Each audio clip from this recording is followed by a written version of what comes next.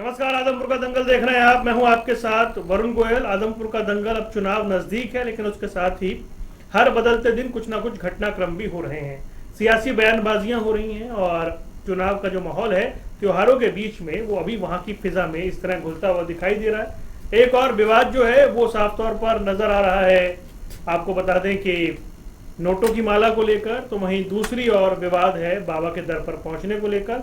इन तमाम चीजों पर चर्चा करेंगे। पहले रिपोर्ट देखिए।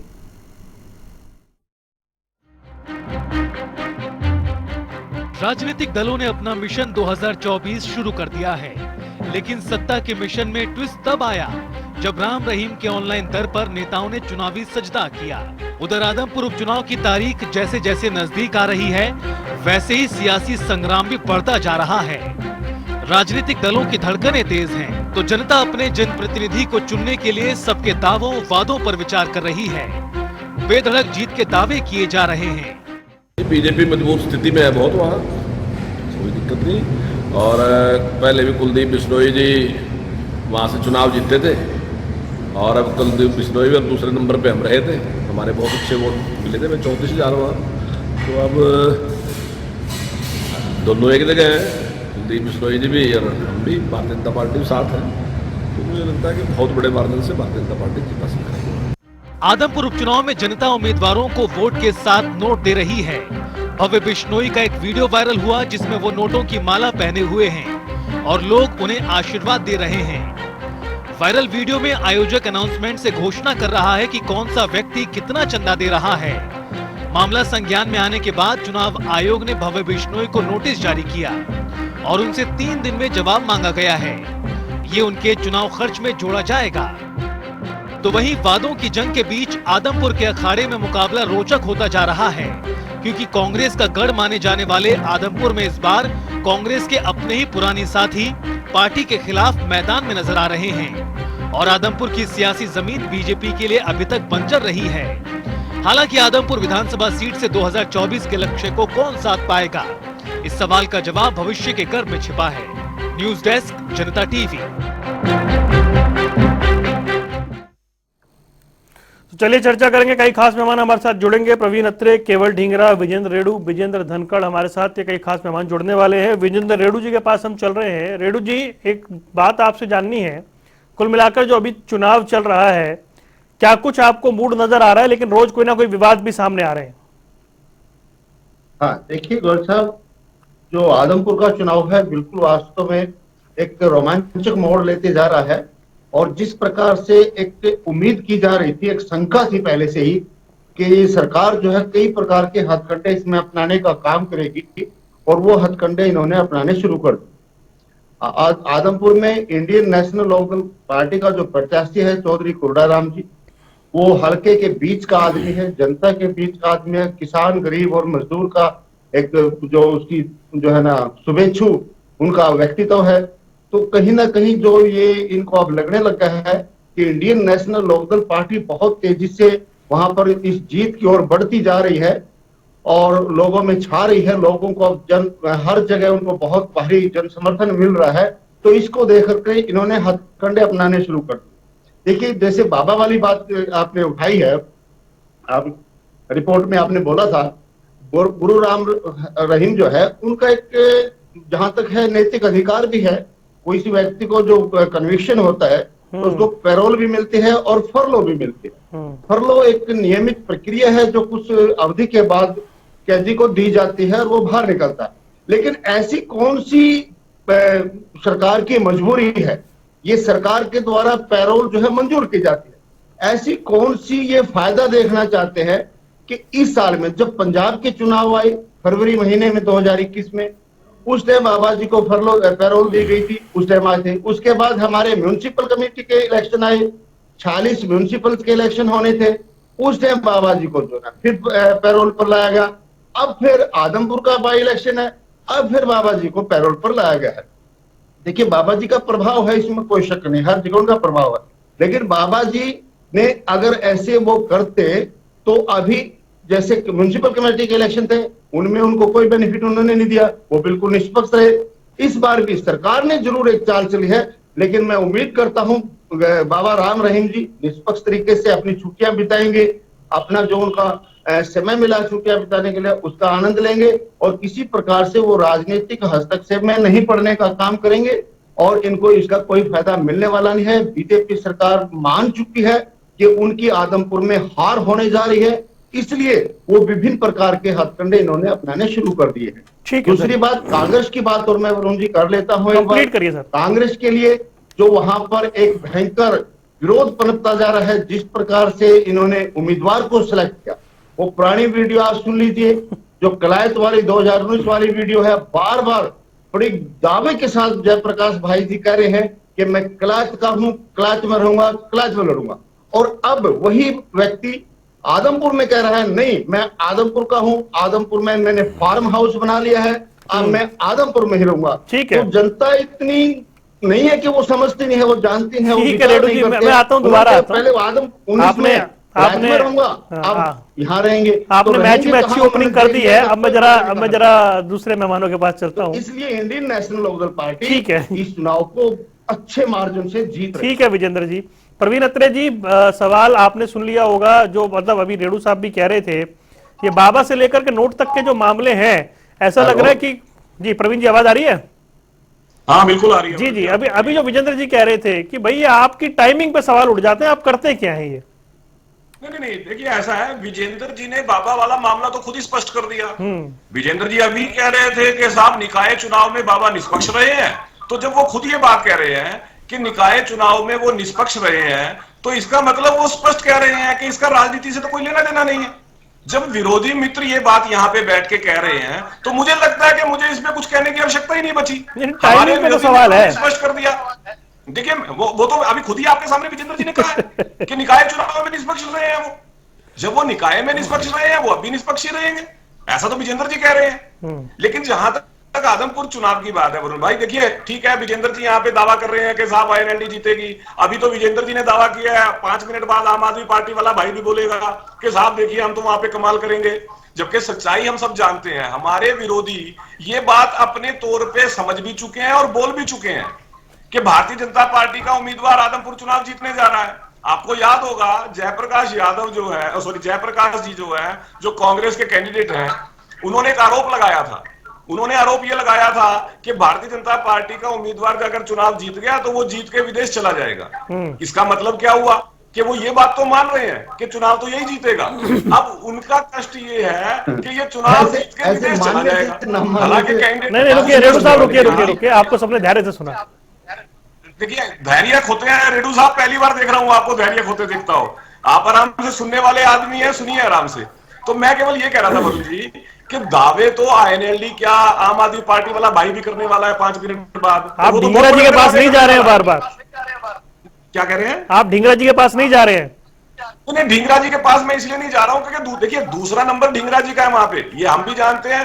अंतर भले ही 50,000 से ज्यादा हो, लेकिन दूसरे नंबर पे आएंगे ढींगरा जी, ये तो आपको भी पता है, मुझे भी पता है। इसलिए इसमें मुझे नहीं लगता कुछ कहने की कोई गुंजाइश है।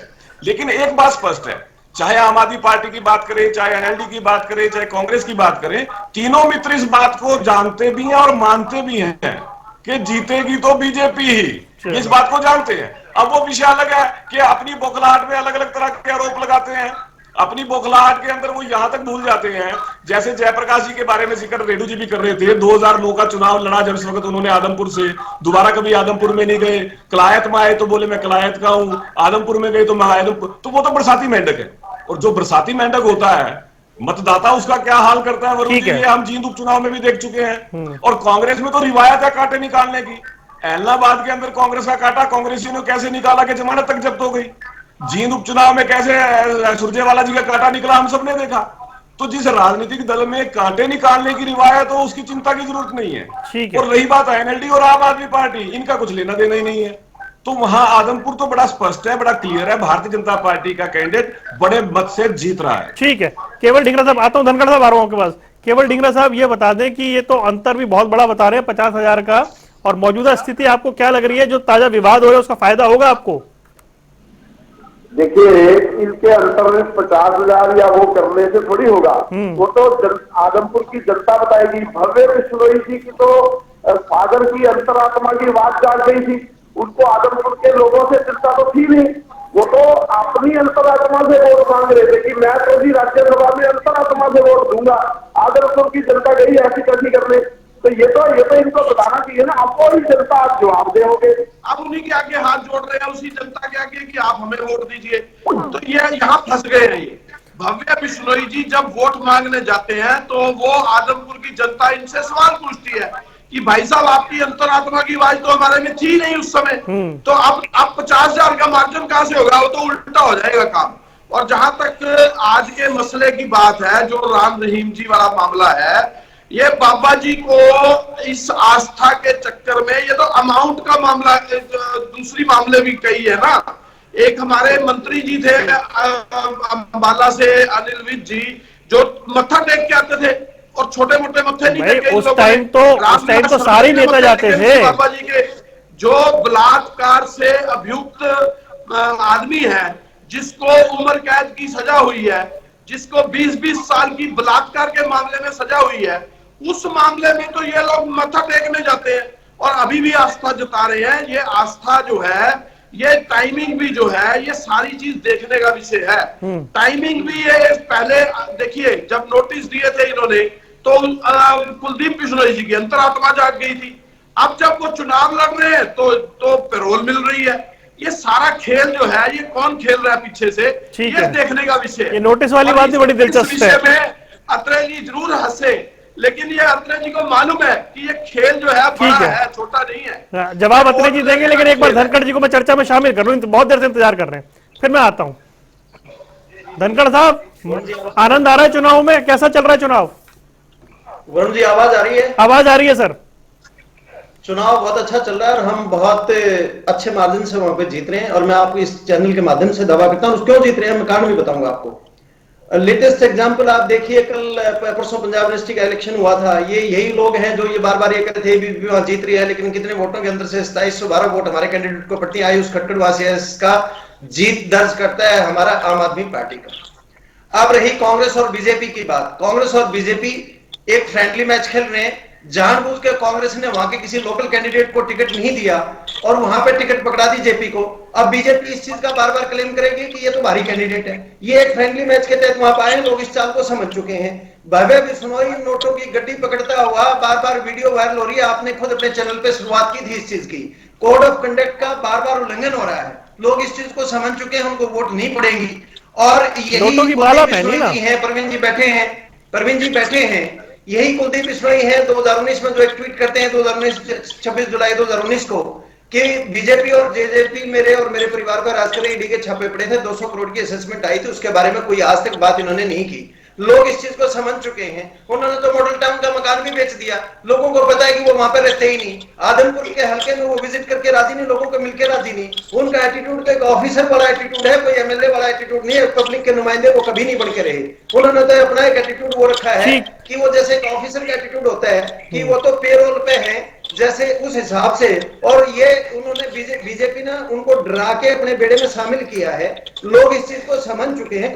एमएलए तो वो पहले भी थे, अब कौन सी नई चीज खड़ी हो जाएगी? अगर लोग इस चीज को अच्छी तरह समझ चुके हैं। शिक्षा पे हमने सब, अब स्कूलों की व्यवस्था के बारे में लोग वहां समझ चुके हैं। लोग ढाणी मोहम्मदपुर 7000 गांव का वो गांव है, 7000 लोग वहां पर रहते हैं। उस हाई स्कूल को भी ये बंद करने चल पड़े थे। हमने आवाज उठाई मुख्यमंत्री आवास पे, जिसमें ज्ञापन देने में खुद भी साथ में था। हमारे साथी आए थे 200 किलोमीटर की यात्रा करके, हम ज्ञापन दे के आए थे। और ठीक है धनखड़ साहब, मैं फिर आता हूँ एक बार आपकी बात आ गई तो जवाब भी ले लूंगा। आप इतने सारे सवाल कर देंगे, जवाब नहीं मिलेगा वैसे। एक सेकंड बस और दीजिए, एक सेकंड और दीजिए। बाबा साहब अम्बेडकर ने एक चीज कही थी कि शिक्षा श्रेणी का वो दूध है जो इसको पिएगा वो दाढ़ेगा। ये शिक्षा के बेड़े को ही गर्क करना चाहते हैं, इसलिए लोगों को ये समझ आ चुकी है। अगर बच्चे नहीं पढ़ेंगे तो उनका उत्थान कैसे होगा, प्रोग्रेस कैसे होगी जिंदगी में? एक गरीब आदमी का बच्चा कहां जाएगा? गांव में उसको व्यवस्था मिलती है और शहर में उसको व्यवस्था नहीं मिल पा रही, और शहरों के ये गाँव के स्कूल बंद करने पर चल पड़े। लोग इनको अब की बार वापस घुसने नहीं देंगे। आम आदमी पार्टी और कांग्रेस के सीधे सीधे आरोप हैं कि भाई आपने डरा धमका के कुलदीप बिश्नोई को अपनी तरफ किया है, और जो ताजा मामले चल रहे हैं, चाहे वो ऑनलाइन बाबा जी के दरबार में जाने से लेकर के नोटों की माला पहनने तक, ये विषय आपके लिए परेशानी के हैं। देखिए ऐसा है वरुण जी, पहले तो मेरी तरफ से एक निवेदन है छोटा सा, और उम्मीद करूंगा आप मेरा निवेदन मानेंगे जरूर। जो हमारे आम आदमी पार्टी वाले विजेंद्र जी है ना, जो इनको सुशील गुप्ता जी लिख के देते हैं, कृपया इनको पढ़ लेने दिया कीजिए पूरा, इनको बीचे मत रोका कीजिए। नहीं अच्छे प्रवक्ता हैं, वो ऐसी बात नहीं है, पेपर पूरा पढ़ लें। हाँ, अब दूसरी बात, मैंने तो शुरुआत में ही कहा था कि साहब INLD कांग्रेस का छोड़िए, अभी तो देखिए आम आदमी पार्टी वाले भाई कैसे कैसे दावे करते हैं, आपके सामने आ गया ना। ये वो लोग हैं जो एक भ्रष्टाचारी स्वास्थ्य मंत्री दिल्ली का जो जेल के अंदर है, जिसको कोर्ट ने जमानत तक नहीं दी, उसको तो ये भगत सिंह जी के साथ उसका मुकाबला करते हैं। इनके दावों का तो इतिहास है। बनारस में चुनाव लड़ने गए थे तो कह रहे थे मोदी जी को हरा देंगे, यूपी में चुनाव लड़ने गए बोले हम तो कमाल कर देंगे, 100% जमानत जब्त। उत्तराखंड में बोले गए तो बोले हम तो सरकार बनाएंगे, 100% जमानत जब्त। फिर जब हिमाचल में चुनाव का माहौल शुरू हुआ तो वहां बड़े बड़े दावे करने शुरू किए, लेकिन इनकी पूरी की पूरी यूनिटी पार्टी छोड़ के चली गई। आदमपुर में क्या हुआ, इनके हल्का अध्यक्ष ने पार्टी छोड़ दी चुनाव से पहले ही, इनके कार्यकर्ताओं ने पार्टी छोड़ दी चुनाव से पहले ही। तो ये तो झूठ का पिटारा है, इनका काम है झूठ के बड़े बड़े दावे करो, बड़े बड़े तो गोले फेंको, लेकिन जब नतीजा आता है तो पता लगता है जमानत जब्त हो गई। क्योंकि जनता इनकी सच्चाई को उसी दिन समझ गई थी जिस दिन उन्होंने झूठी कस्में खानी शुरू की थी, जिस दिन इन्होंने हरियाणा के साथ धोखा करने की बात कही थी, जिस दिन अरविंद केजरीवाल जी ने यह कहा था कि SYL का पानी पंजाब नहीं दे सकता, उसी दिन हरियाणा की जनता समझ गई थी। अब देखिए, पंजाब के मुख्यमंत्री हिसार में आते हैं और हरियाणा के किसान की पीठ में छुरा घोंपते हैं और दावा यह करते हैं कि साहब आदमपुर से चुनाव जीत जाएंगे। इससे बड़ी विडंबना क्या होगी। लेकिन जहां तक बात है ढींगरा जी की, देखिए मेरे मित्र हैं ढींगरा जी बार बार एक ही बात कह रहे हैं। वो बात क्या कह रहे हैं कि कुलदीप बिश्नोई की अंतरात्मा की आवाज जाग गई नोटिस के बाद। मैं हैरान हूं, किसी की अंतरात्मा की आवाज जागी है तो उससे ढींगरा जी को परेशानी हो रही है। ढींगरा जी मैं तो इंतजार कर रहा हूं, वो कह रहे हैं नोटिस के बाद जागी है। नहीं। मैं तो इंतजार कर रहा हूं कि ढींगरा जी की अंतरात्मा कब जागेगी, और मुझे पूरा विश्वास है वरुण भाई। नहीं, आप कैसे जगाना चाह रहे हैं पहले साफ करते हैं। क्या कह रहे हैं आप कैसे जगाना चाह रहे हैं उनकी अंतरात्मा? नहीं, ढींगरा मुझे विश्वास है क्योंकि ढींगरा जी देख रहे हैं पार्टी भाई, वो कह रहे हैं कुलदीप बिश्नोई की अंतरात्मा नोटिस के बाद जागी है। नहीं, देखिए ऐसा है, ये झूठ का प्रचार एक और हो रहा है वरुण जी, बड़ा स्पष्ट करना पड़ेगा। बार बार ईडी का नोटिस आता है, जबकि कुलदीप को कोई ईडी का नोटिस नहीं मिला था। कुलदीप को इनकम टैक्स का नोटिस हुआ था। और ये जो भी लोग व्यापार करते हैं, ढींगरा जी भी व्यापारी है, बेहतर जानते हैं कि अगर आप इनकम टैक्स रिटर्न में कोई भी कोताही करोगे या कमी छोड़ोगे तो स्वाभाविक है डिपार्टमेंट आपको नोटिस देता है, जांच करता है कि क्या आपने अपने खर्चे ऐसा तो नहीं ज्यादा दिखा दिए, क्या आपने अपनी इनकम को तो नहीं छुपा लिया। ये तो व्यापार जो लोग करते हैं उनके साथ होता है। लेकिन बजाय इनकम टैक्स का नाम लेने के ढींगरा जी बार बार ईडी, जबकि ईडी है नहीं आसपास भी। ईडी तो हुड्डा जी के पास है। अगर ईडी के नोटिस से डरने की बात है तो इसका मतलब मैं ये उम्मीद करूंगा कि बहुत जल्दी राहुल गांधी, सोनिया गांधी, भूपेंद्र हुड्डा, दीपेंद्र हुड्डा ये भी भारतीय जनता पार्टी ज्वाइन करने वाले हैं। मुझे तो ऐसा लग रहा है, जिस तरह से ढींगरा जी आशंका प्रकट कर रहे हैं बार बार। ढींगरा जी की आशंका जो है, इसीलिए मुझे लगता है कि ढींगरा जी की अंतरात्मा भी जागेगी बहुत जल्दी। चलिए ढींगरा जी जवाब दीजिए, फिर मुझे विजेंद्र रेड्डी जी के पास जाना है। ढींगरा जी हैं वो भागते हैं। अब वो कुलदीप बिश्नोई जी इनके उसके अंदर डर गए तो वो भाग गए। ऐसे तो बीजेपी ने नोटिस वीरभद्र सिंह जी को भी दिया, पी चिदम्बरम जी को भी दिया, और भी बड़े सारे राहुल गांधी जी को भी दिया, सोनिया गांधी जी को भी दिया।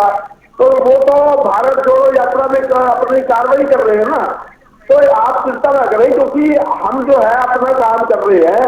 आप लोग अपना काम करते रहो, आप लोग नोटिस फेंकते रहो, नोटिस देते रहो, हम लोग अपना काम करते रहेंगे। अतः किसी दिन ऐसा ना हो कि आपको हमारे अंदर समाना पड़े। ये देखने वाला बड़ा इशू होगा, क्योंकि आपको बड़ी देर हो गया फील्डिंग लगाते हुए भाजपा की, लेकिन भाजपा ने क्या किया आपके लिए, मेरे को तो ये समझ में नहीं आती। आप तो मेरे भाई हो, मुझे समझ में नहीं आती कि भाजपा जो ऐसी पार्टी है जो धरपकड़ पार्टी है, किसी को भी अपने अंदर समाने की कोई वो तो रखती है, फिर उसको छिटक के साइड में बिठा देती है। अरे वो तो कह रहे हैं आपकी भी अंतरात्मा जागेगी एक दिन। वहां पे जी, वो कह रहे हैं आपकी भी अंतरात्मा जागेगी एक दिन। ढींगरा साहब, मैं कह रहा हूँ अंतरात्मा अतरे जी की जाग जाएगी, अगर लोग समझ आ जाएगा उनको कि मैंने क्या गलत किया, क्या ठीक किया। ढींगरा जी मेरे तो जागी हुई है आपके हिसाब से। मेरे मित्र है, मैं तो सलाह दे देता हूँ कि क्या अच्छा किया, क्या बुरा किया, क्या ठीक किया, क्या गलत किया, ठीक है। आप टाइम सिखाता है, तो मुझे लगता है कि टाइम सिखाएगा जी। विजेंद्र रेड्डी जी, आपने जो बात कही थी प्रवीण अत्रे जी ने उसी का सहारा ले लिया। आप खुद ही कह रहे हैं कि पिछली बार आए थे तो सब कुछ ठीक था, इसलिए बात वही खत्म हो जाती है। हाँ, प्रवीण जी ने बात को घुमा दिया। दरअसल गोयल साहब, प्रवीण जी पुराने प्रवक्ता हैं, बात तो पुराने साथी भी जानते हैं, भी जानते हैं बात को, हम पकड़ना भी जानते हैं। इन्होंने कहा कि रेणु साहब ने मान लिया बाबा जी का कोई राजनीतिक हस्तक्षेप ज्यादा नहीं है। मैंने ये नहीं कहा प्रवीण जी, मैंने ये कहा है बाबा जी की पकड़ है, हरियाणा में, पंजाब में, हिमाचल में जितनी भी पकड़ है वो पकड़ है, लेकिन वो राजनीतिक फायदा आपको नहीं देंगे। क्यों देंगे आपको? क्योंकि 2017 में जिस प्रकार से आप उसको जमीन पर भी नहीं रहने दिया, हवाई रास्ते से आप सुनारिया जेल लेकर के आए, और उससे पहले आप लोगों ने उसकी बड़ी खिदमत की। कारण क्या रहा? आपने चंडीगढ़ बुला करके पंचकुला में जिस प्रकार से वहां उसका अरेस्टिंग का ड्रामा किया, और उसके बावजूद भी आप क्यों ऐसा सोच रहे हैं, ये बीजेपी गवर्नमेंट ऐसा क्यों सोच रही है कि वो आपकी मदद करेगा, जिसका परिणाम आप देख चुके हैं। आपने पंजाब साहब वो तो कह रहे हैं ना हमारी कोई मदद नहीं कर रहा है, आप उन्हीं की बात को आगे बढ़ा रहे हैं। वो तो कह रहे हैं हमारी कोई मदद नहीं कर रहा। फिर ये चुनाव के समय में उसको पैरोल पर क्यों उसकी सैंक्शन की जाती है? पंजाब का चुनाव पैरोल सैंक्शन हो जाती है, म्युनिसिपल कमेटी का चुनाव है पैरोल सैंक्शन करते हैं, और अब आदमपुर चुनाव है पैरोल सैंक्शन हो जाती है। ये कहीं ना कहीं उसको ये दिखाना चाहते हैं, अगर आप हमारी मदद करोगे, एक मिनट प्रवीण जी, प्रवीण भाई, बड़े भाई रुक जाओ, ये चाहते हैं कि हमारी मदद करो, अन्यथा आपको वही ये बाहर का दृश्य दिखाते हैं कि इस दृश्य में आपने रहना है तो आप हमारी मदद करो। लेकिन बाबा जी इनकी चाल को पकड़ चुके हैं, उन्होंने देख लिया भाई मेरे को अंदर रखो चाहे बाहर रखो, ठीक है तुम्हारी सरकार के फैसले हैं, लेकिन मैं इस मामले में पड़ने वाला नहीं हूं, मैं आपकी मदद नहीं करूंगा। यही हाल आदमपुर में होगा। अब इन्होंने देखा कि ये आदमपुर हार रहे हैं, तो फिर इन्होंने क्या सोच करके उनको पैरोल देकर के उनको डराने धमकाने का काम किया होगा जरूर। अब देखिए ना, कल उन्होंने बागपत से एक लाइव सत्संग किया, और करनाल में इनका सत्संग है काफी बड़ा बाबा जी का, वहां पर पूरी करनाल की भाजपा टीम पहुंच गई।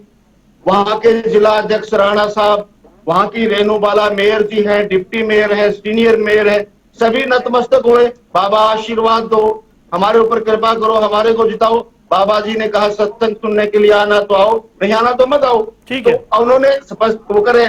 तो अब ये हार के डर से इस तरह की टाइमिंग का सेट बिठाने की कोशिश करते हैं, जिसका इनको फायदा नहीं मिलेगा, क्योंकि भव्य बिश्नोई जी को जिस प्रकार से इस सरकार ने अपना उम्मीदवार बनाया है उसको जनता पसंद नहीं करती। और दूसरी बात वरुण जी, एक और मुझे बात ध्यान आ गई है, ये कहते हैं कि हमारा गठबंधन बहुत अच्छा चला हुआ है। सारी घटना हुई, मैं पुरानी घटनाओं को नहीं दोहराना चाहता। जो मेन इलेक्शन ऑफिस है आदमपुर का, भव्य जी का, उसके ऊपर भी जेजेपी का, इस पे कल चर्चा कर लेंगे सर, इस पे कल कर लेंगे, मैं वादा करता हूं। इतना विवाद होने के नहीं, फिर वो इतने सवाल दे दोगे, आपको पता है अत्रे जी कैसे घुमाते हैं बात को, फिर मामला खराब हो जाएगा। नहीं, मैं पकड़ता भी हूँ, आप तो पकड़ लोगे, इस वाले विषय पे कल कर लेंगे। आज बाबा जी पे रहते हैं, क्योंकि हमने इकट्ठा काम किया हुआ है। आज बाबा जी पे रहते हैं, पकड़ लेता हूँ इनकी बात, आज बाबा जी पे रहते हैं, ठीक है। अत्रे जी एक जवाब दे दीजिए, देखो फिर वही बात घूम फिर कर आ गई है।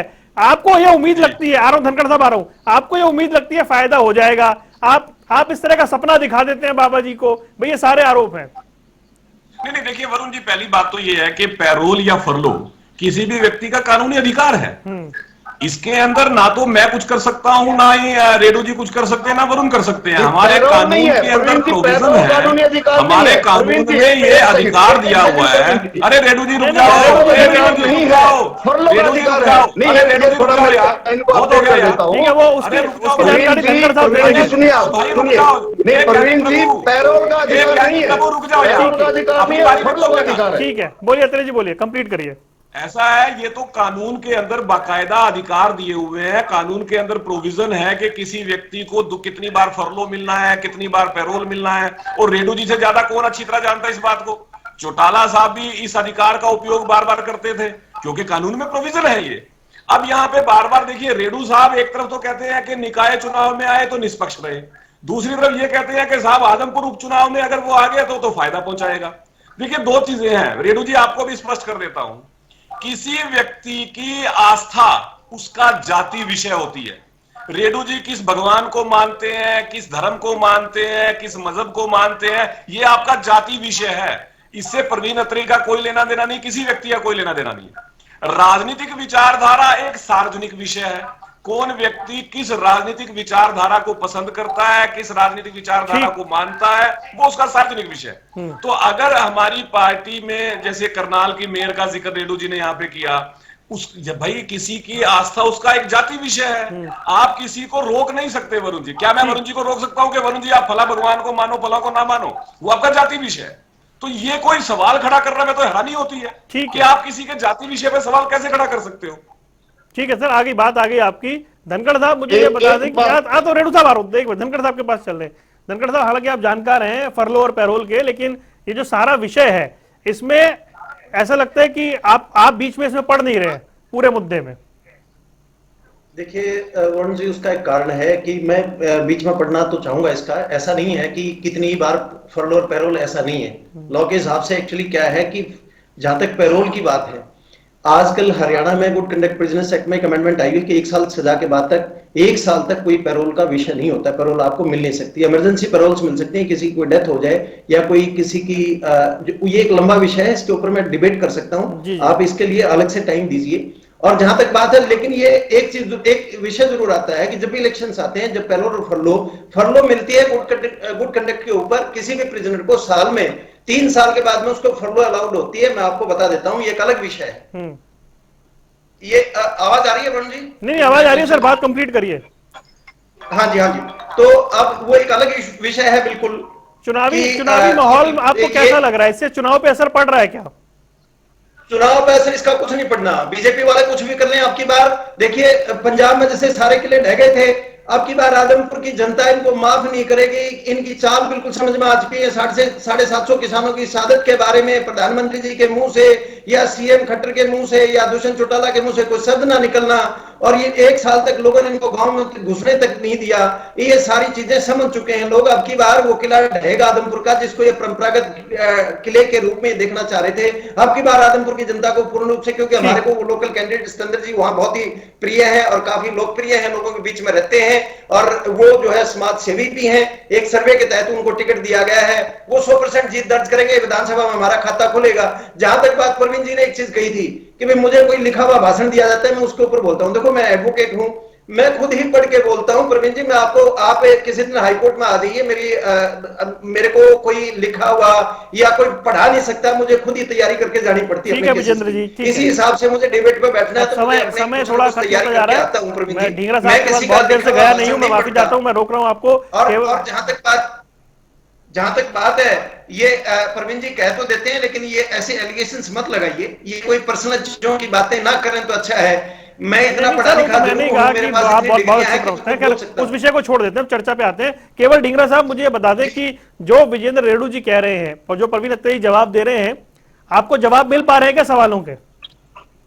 देखिए, बात ये है कि ये प्रयोजित मामला है। वोट लेने के लिए ये सारा काम प्रयोजित है। और मैं रेणु जी की बात से एक बात से इत्तेफाक रखता हूं कि जो ये प्रयोजित वाली बात कही है इन्होंने, कि ये इसलिए किया गया है कि वोट मिल सके। लेकिन वोट मिलेगी या नहीं मिलेगी ये तो नहीं मैं कह सकता, लेकिन इनको ये लग रहा है कि हम हार रहे हैं तो सारे हथकंडे अब इस समय अपना ले कि हमें किसी तरीके से कोई वोट तो दे दे। अब देखिए, धर्मों जातियों से बीजेपी हमेशा सभी लोगों को लड़ाती रही है। इसी का ये एक और जुमला है। आपको याद होगा, एक बार अमित शाह जी 2019 के इलेक्शन से पहले अपना इनको मिलने आए थे बाबा को, और उस समय उनसे ये कह रहे थे कि लिखित में जारी करो कि भाजपा को वोट दे, और इन्होंने उसके एवज में लिखित में जारी करवाया अमित शाह जी ने। और हरियाणा के अंदर और आसपास के इलाकों में ये तो एक आरोप हो गया ना सर बाबा की, ठीक है, लिखित चिट्ठियां गई, तो आरोप हो गया। जवाब देंगे, अपने जवाब दीजिए। तो ये हथकंडे तो ये ऐसा है, जहां तक ढींगरा जी के इस अनगल आरोप का जवाब देने वाली बात है, मैं नहीं चाहता कि मैं उस स्तर पे जाऊं जिस तरह का झूठ ढींगरा जी बोल रहे हैं। ढींगरा जी से ये पूछिए तो कि कहां से सुना इन्होंने, कौन से सोर्स हैं इसके। इस तरह तो मैं यहाँ बैठ के बड़े आराम से कह दूंगा कि राहुल गांधी जी गए थे बाबा के पास बाबा के समर्थन मांगने, कोई मतलब बनता है? कुछ भी बोल दोगे आप, मतलब आप आए हो तो कुछ बोल के जाना है, भले वो कितना बड़ा झूठ क्यों ना हो। व्यक्ति देश का नागरिक है, देश के नागरिक होने के नाते उसके पास अधिकार है कि वो पैरोल ले सकता है। उस अधिकार का उपयोग उसने किया। इस बात से मुझे नहीं लगता कि सरकार का कोई लेना देना या सरकार का कोई विषय है। यही बात कि उसको चुनाव से जोड़ना कि साहब जब भी चुनाव होते हैं तभी पैरोल मिलती है, ये मैं मीडिया में भी चर्चा देख रहा था। मीडिया में इस तरह की चर्चाएं हो रही थी कि चुनाव के दौरान ही पैरोल। देखिए, कौन व्यक्ति जब पैरोल मांगता है कि मुझे ये काम है जिसकी वजह से मुझे पैरोल चाहिए, तो वो निर्धारित करता है। अगर उस वक्त देश के अंदर कहीं ना कहीं चुनाव हो रहा है तो इसका मतलब ये है कि उसको पैरोल ही ना मिले। और एक बात मुझे और बड़ी अजीब लग रही है वरुण जी, मेरे जो विरोधी मित्र हैं वो कहीं ना कहीं अपनी बातों से एक बात साबित करने की कोशिश कर रहे हैं कि जो वो गुरमीत राम रहीम है वो इतने सशक्त और मजबूत है कि देश में कहीं भी चुनाव को प्रभावित कर सकते हैं। इनकी बातों से तो ये आई 30 सेकंड में समापन। बार-बार तो ये बात कह रहे हैं कि साहब देखिए चुनाव के नजदीक आके पैरोल हो गई, चुनाव के नजदीक आके फरलो हो गई। भाई उनका अधिकार है, कानूनी अधिकार है, कानूनी अधिकार का उपयोग किया तो इसमें आपको क्या ऐतराज है? ठीक है सर, ठीक है। आप अगर चुनाव हार रहे हैं सर, समय खत्म हो गया, सिर्फ 10 सेकंड हो गया। धनखड़ जी 10 सेकंड दीजिएगा, बस 10 सेकंड। कुछ भी झूठ बोल रहे एक लाइन में। जेल मंत्री का अधिकार है, नहीं तो जेल मंत्री का अधिकार है। वरुण जी मैं एक चीज कहता हूँ, ये प्रवीण जी बार बार ये बीजेपी वाले जितने भी प्रवक्ता हैं ये सिकंदर जैन की बात उठाते हैं। आज तक ये प्रूव नहीं कर पाए सिकंदर जैन के खिलाफ क्या है। वही सिकंदर जैन है जिन्होंने 300 करोड़ रुपए बचाए थे 5 वो मामला तो कोर्ट में है सर, उस पर फिर चर्चा कर लेंगे। ये बात उठाते हिमाचल में जब हिमाचल में हमारा ग्राफ बढ़ रहा था, कैडर बढ़ने लग गया, तब इन्होंने सिकंदर जैन को गिरफ्तार किया। और ईडी के छापे पड़े थे, कुलदीप बिश्नोई पे नहीं पड़े थे। ये मना कर दें टीवी पे बैठ के, अगर ये बता देंगे पड़े थे कि नहीं। सर आदमपुर पे तो चर्चा करते ही रहते हैं, हम उसको आगे ही बढ़ाएंगे। माफी चाहता हूं, समय आज मेरे पास इतना ही है। लेकिन बाबा जी चुनाव की भी चर्चा में आ गए। हालांकि बीजेपी बता रही है कि ऐसा विषय नहीं है, लेकिन विरोधी रह रहकर इस विषय को उठा रहे हैं। आप चारों मेहमानों का जुड़ने के लिए बहुत बहुत शुक्रिया। दावों के साथ आदमपुर की जंग जारी है। आदमपुर का दंगल देख रहे थे आप, यहां रुक रहे कुछ देर के लिए। खबरों का सिलसिला लगातार जारी है।